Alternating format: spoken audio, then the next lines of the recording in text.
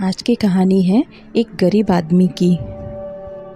एक गुरु और शिष्य जंगल से होते हुए अपने गांव जा रहे होते हैं। अंधेरा काफ़ी हो चुका था। शिष्य ने अपने गुरु से कहा कि गुरुजी, काफ़ी रात हो चुकी है, अगर आप कहें तो आज की रात यहीं आसपास के किसी गांव में गुजार लेते हैं। गुरुजी ने अपना सिर हिलाया और वो आसपास के गांव में एक छोटे से घर के पास जाकर रुके। अब जैसे ही वहां गए तो गुरुजी के शिष्य ने दरवाज़ा ठकठकाया। उस घर से एक आदमी बाहर आया तो गुरुजी ने बोला, हम अपने गांव जा रहे थे, लेकिन काफ़ी रात हो जाने की वजह से हमने इसी गांव में रुकने का सोचा।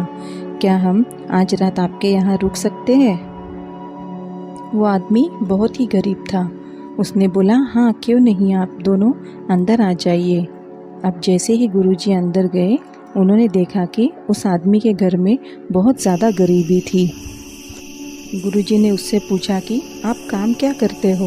वो गरीब आदमी बोला कि मेरे पास बहुत सारी ज़मीन है। तो गुरुजी ने बोला, अगर तुम्हारे पास बहुत सारी ज़मीन है तो इस तरह से क्यों रह रहे हो? वो आदमी बोला, वो किसी काम की नहीं है।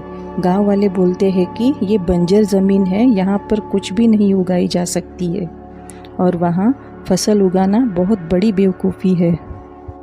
गुरुजी ने बोला कि तुम्हारा गुजारा कैसे होता है? उसने बोला, मेरे पास एक भैंस है जिससे मेरा पूरा घर चलता है। उसकी सारी बातें सुनने के बाद गुरुजी और उनका शिष्य सो जाते हैं और रात में जब सब सो रहे होते हैं तब गुरुजी अपने शिष्य को उठाते हैं और उस गरीब आदमी की भैंस लेकर अपने गांव चले जाते हैं। शिष्य अपने गुरु से पूछता है कि गुरुजी, कहीं आप ये गलत तो नहीं कर रहे हो? उस गरीब आदमी की रोजी रोटी इसी भैंस की वजह से चलती है। तो गुरुजी अपने शिष्य की तरफ देखते हैं और मुस्कुराते हुए आगे बढ़ जाते हैं। अब उस बात को तकरीबन 10 साल गुजर जाती है और जो गुरु का शिष्य था वो बहुत बड़ा गुरु बन चुका था। एक दिन उसे उस गरीब आदमी की याद आती है कि मेरे गुरु ने उस आदमी के साथ अच्छा नहीं किया था। मुझे एक बार चलकर देखना चाहिए कि वो आदमी अब किस परिस्थिति में है।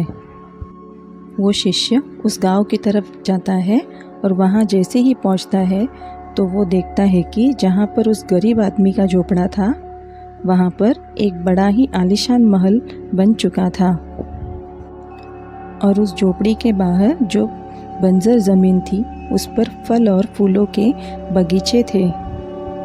तभी उधर से उस घर का मालिक आता है। शिष्य उसे पहचान लेता है और उस आदमी को बोलता है कि तुमने मुझे पहचाना? मैं अपने गुरुजी के साथ आया था। हम एक रात के लिए आपके यहाँ रुके भी थे। वो आदमी उसे पहचान लेता है और बोलता है कि उस रात में आप कहाँ चले गए थे और उस रात के बाद ही मेरी भैंस कहीं चली गई है।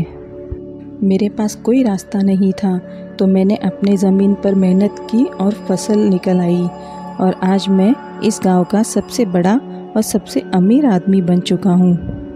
ये सुनने के बाद शिष्य को अपने गुरुजी की समझदारी अब समझ आ गई थी।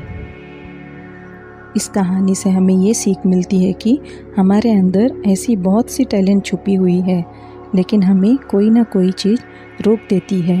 वो आपके कोई करीबी भी हो सकते हैं, आपका जॉब भी हो सकता है, कुछ और भी हो सकता है जिसने आपको आगे बढ़ने से रोक कर रखा है।